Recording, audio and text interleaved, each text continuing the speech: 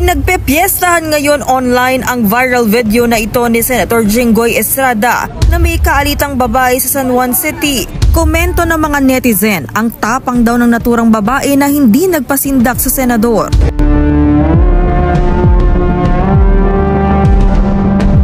Senator Jinggoy Estrada, pinagpiestahan ngayon sa social media.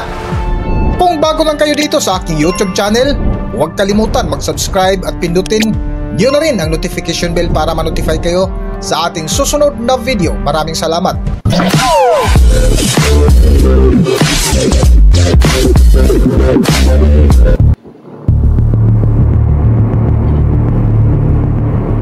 Matapos nga ang talakayan sa Senado kamakailan ukol sa reklamong pang-aabuso sa anak ni Nino Mulak si Sandro Mulak laban sa mga akusado na sina Jojo Nones at Richard Cruz, kung saan dito napansin ng ilang netizens ang kakaibang atake ng senador na si Jinggoy Estrada sa Senado, kung saan maraming netizens ang nakapuna na tila mainitin ang ulo ngayon ni Jinggoy Estrada. Kung matatandaan sa uling hearing sa Senado nitong nakalipas na araw ukol sa reklamong pang-aabuso kay Sandro Mulak laban sa mga akusado na sina Jojo Nones at Richard Cruz, ay unang sumalang si Sandro Mulak sa pagtatanong na ikinagulat ng netizens ang ginawa ni Jinggoy Estrada. Alam niyo, pag hindi natin tatapusin to, ahaba ng ahaba ito.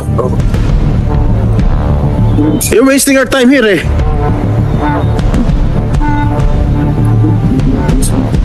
Magsasalita ba kayo? Hindi. At kahit nga ang mga akusado na sina Jojo Nones ay pinatikim din ng bangis ni Jinggoy Estrada. Did you offer Mr. Mulak, father, financial contribution in any charitable institution of his own choice? Did you? Yes or no? Your Honor, it wasn't one offer. Did you? Yes or no? Your Honor, because it was in the context of... Yes or no? Did you offer? Your Honor, kasi I did not...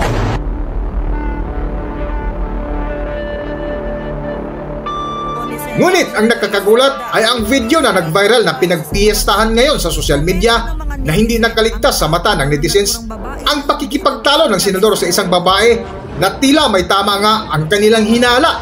Para sa buong kwento, narito ang video. Sa pulsa video, ang mainit na pakikipag-alitan ni Senator Jinggoy Estrada sa isang babae sa San Juan. Ang sagot yan ni Estrada, pinupolitika raw siya ng kung sino man ang nagpakalat ng video. Nasa frontline balitang yan si Camille Samonte. Pinagpepiestahan ngayon online ang viral video na ito ni Senator Jinggoy Estrada na may kaalitang babae sa San Juan City. Komento ng mga netizen, ang tapang daw ng naturang babae na hindi nagpasindak sa senador. Porque senador kayo, makipag-usap kayo ng maayos, hindi po ganyan kayo, nasa taas ngayon, ganyan kayo. Naglabas ng pahayag ngayong araw si Senator Estrada kaugnay sa kumakalat na video online. Ayon sa senador, noong April 18 pa raw ito nangyari. Nagpunta raw si Estrada at mga tauhan niya sa isang gymnasium kung saan tumuloy ang mga nasunugang residente ng Barangay Batis. Ia-anunsyo raw sana niya na mamimigay siya ng tulong pinansyal, pero pinigilan daw sila ng mga lokal na opisyal ng San Juan City. Mahigit 1 oras daw silang nakiusap sa mga opisyal, pero hindi pa rin sila pinayagan. Dahil dyan si Senator Estrada na raw ang lumapit at kumausap sa kanila hanggang nakasagutan niya ang babae. Ayon pa sa senador, totoong ginamit niya ang kanyang posisyon, pero ito raw ay para makatulong sa mga kababayan niya sa San Juan. Tingin ni Estrada may bahid politika ang kumakalat na anyay mapanirang video. Sa tulong ng mga pulis na nasa lugar sa huli ay pinayagan din daw silang i-anunsyo na mamimigay sila ng cash assistance. Dinipensahan naman ni San Juan City Mayor Francis Zamora ang babaeng nakasagutan ni Estrada.